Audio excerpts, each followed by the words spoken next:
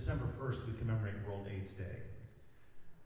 In the summer of 1981, I was just beginning my pediatric residency at Lenox Hill Hospital in New York City. I actually did a rotation at Memorial Sloan Kettering in hematology oncology, and Memorial was at that point, as it is now, one of the premier cancer hospitals in the country.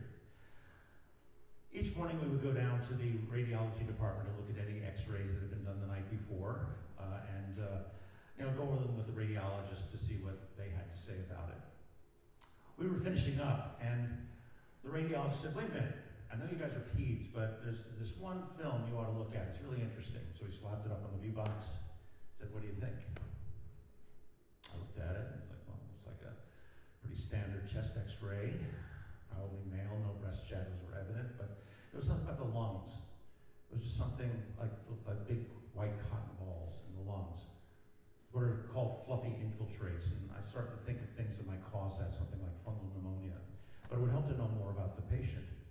Well, the attending said, "So what's the history?" He said, 27-year-old previously healthy white male. I thought, that's interesting. Fungal pneumonia would be really strange in someone with that history.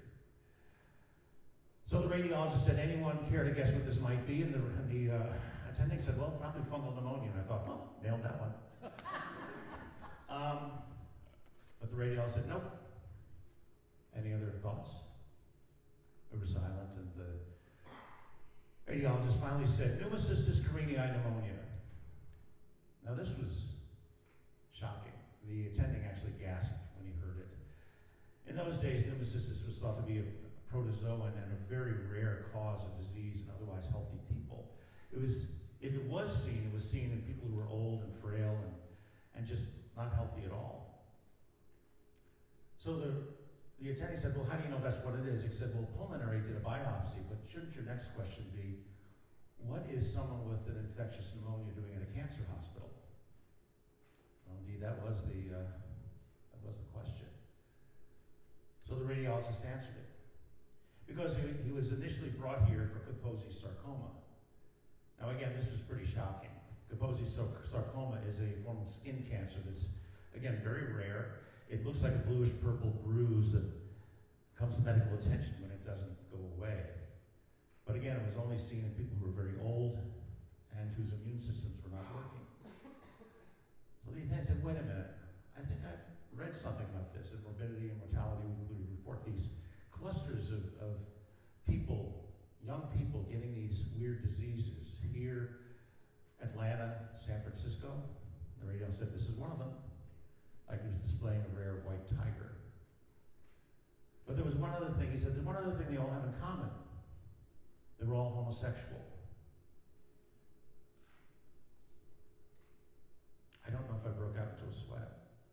I'm pretty sure that my heart started pounding like one of the jackhammers out on New York Avenue, but I looked at this x-ray and I thought, this could be me. Someday might I be him.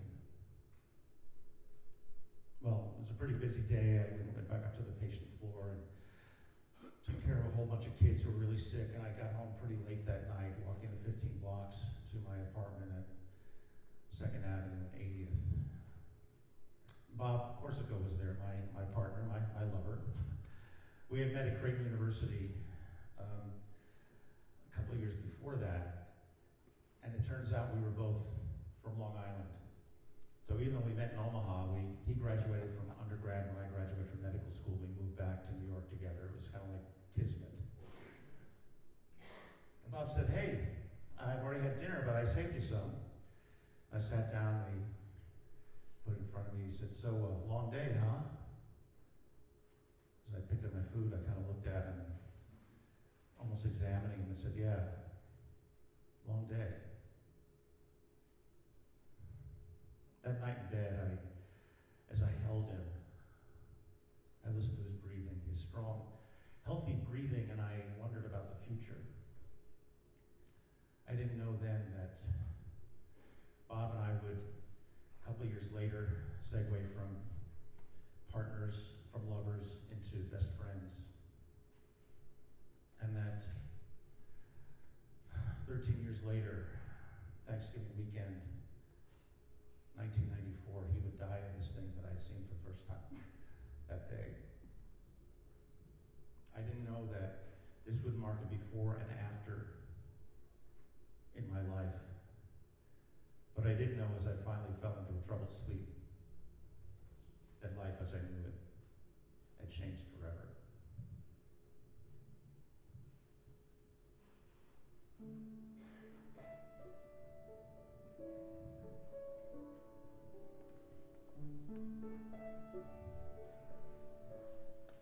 Not a day goes by,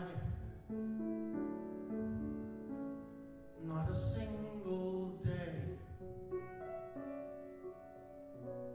but just somewhere a part of my life. And it looks like you'll stay as the days go by. I keep thinking, when does it end? Where's the day I'll have started forgetting?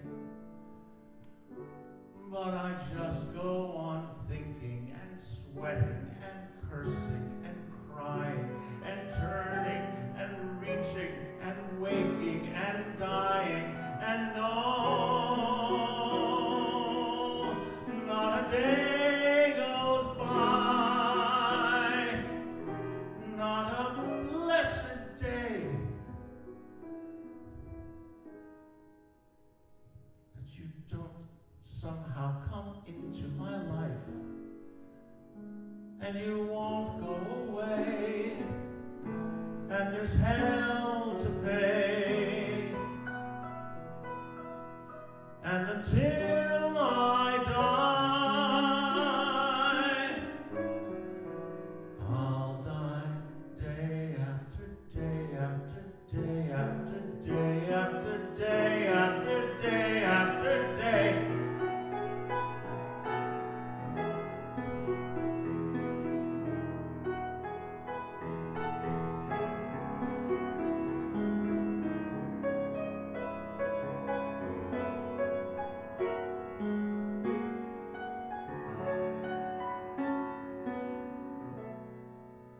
And I have to say